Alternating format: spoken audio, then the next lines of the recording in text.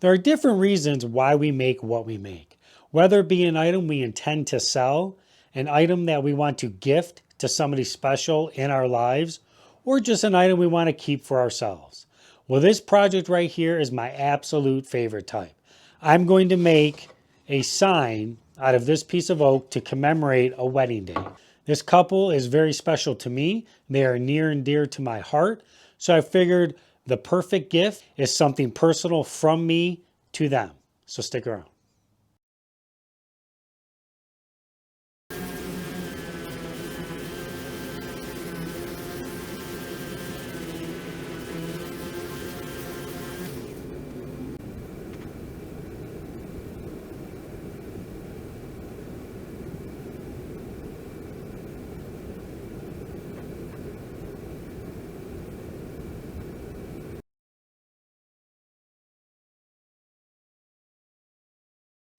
It is the next day. The stain is fully dried. What I did was I added a clear coat of polyurethane. I just used the water base. Seems like it helps this Oramask stick just a little bit better. So I'm just going to apply that to this.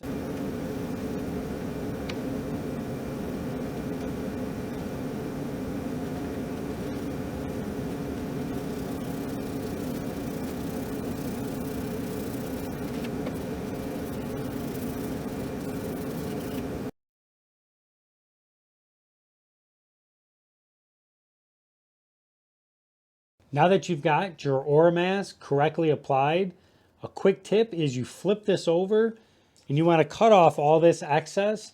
Sometimes this can get caught by the router bit, maybe your vacuum hose, what have you, and it can start to rip this off. And once it starts to kind of come off these edges, it could peel away, revealing the surface that you don't want to be revealed. So you just flip this over. You can take a razor knife or a utility knife and you can just score around this perimeter. All this way.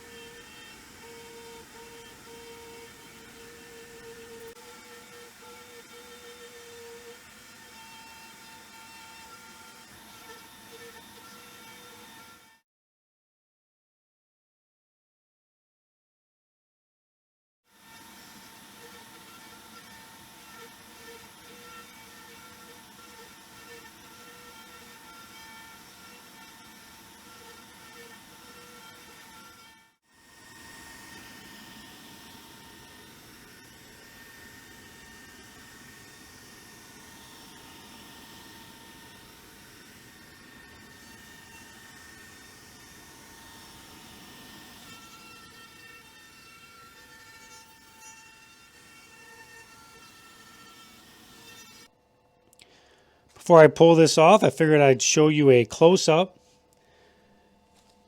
You can see that bevel pass right there.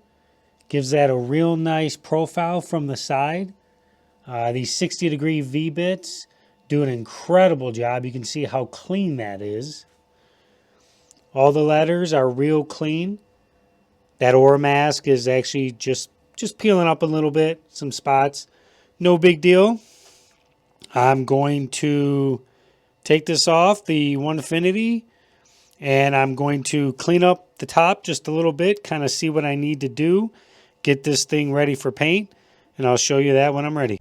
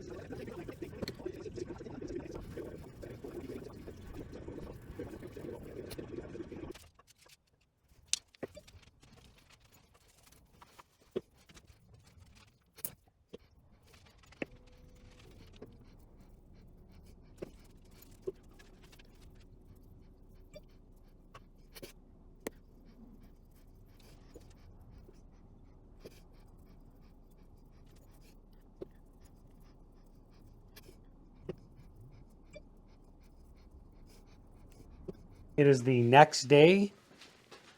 The sign is fully dry. Off camera, I ended up painting this bevel here white, and then I just stained the edge profile the same color as the top. I think it'll add another depth here. I think it'll look kind of nice having the white on the top, the darker stain in the background, and then a nice white trim all the way around. So I'm gonna get ready to peel off this Oramask. But before I do that, there's a treatment to the back that I like to do first. And I do this with all my signs.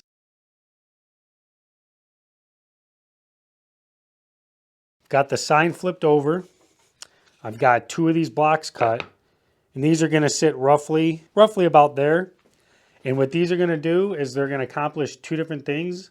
The first thing they're gonna do is they're gonna allow this sign, when this is sitting up against the wall, it's gonna have the bit of a standout there. It's gonna add some visual depth. It's just another dimension that I like to add to the back of my signs. I don't really like when these sit flat on the wall. It, for lack of a better term, looks flat. So when you add these spacer blocks, it'll stand off the wall and it'll do some different stuff with the light.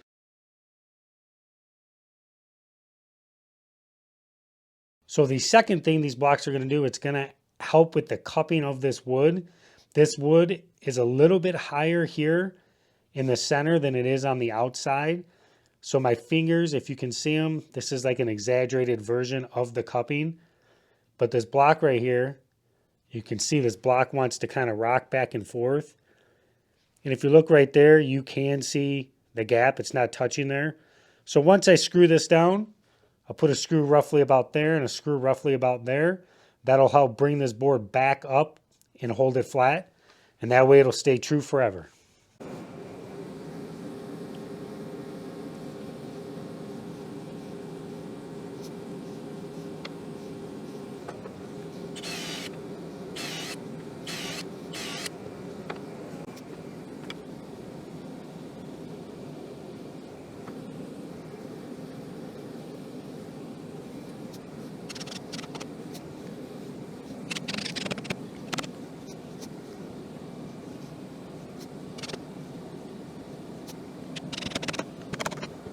These blocks are secure. That's going to help with the cupping and also add that visual interest. So now I'm just going to peel off this Oramask. I do expect there to be some fraying probably around some of these letters, but I'm going to peel this off and see what we got.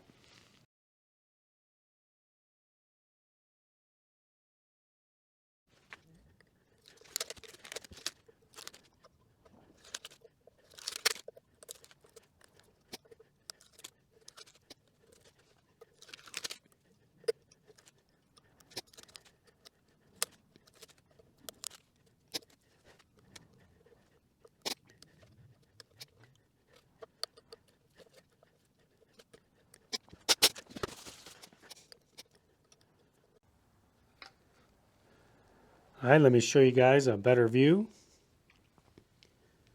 And you can see there's some spots where you can't quite get it. And then it looks a little rough in certain spots there, kind of built up there. So what I'm going to do is give this a quick sand, and then I will show you guys the finished results.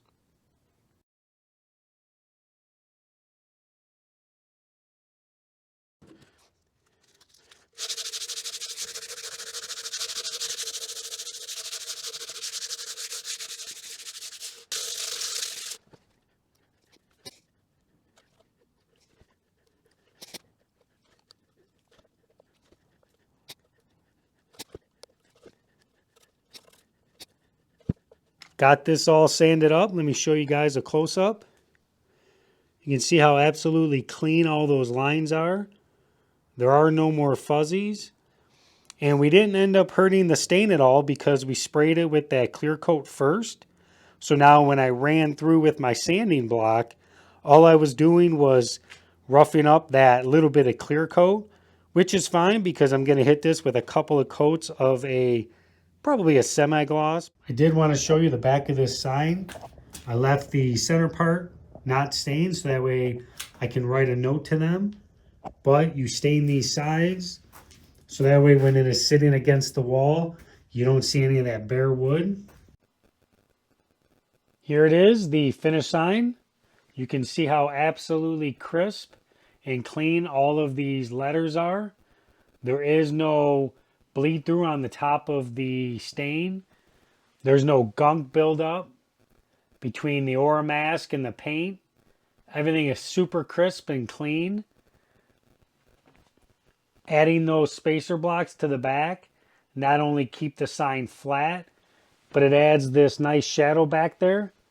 I think that adds just another dimension.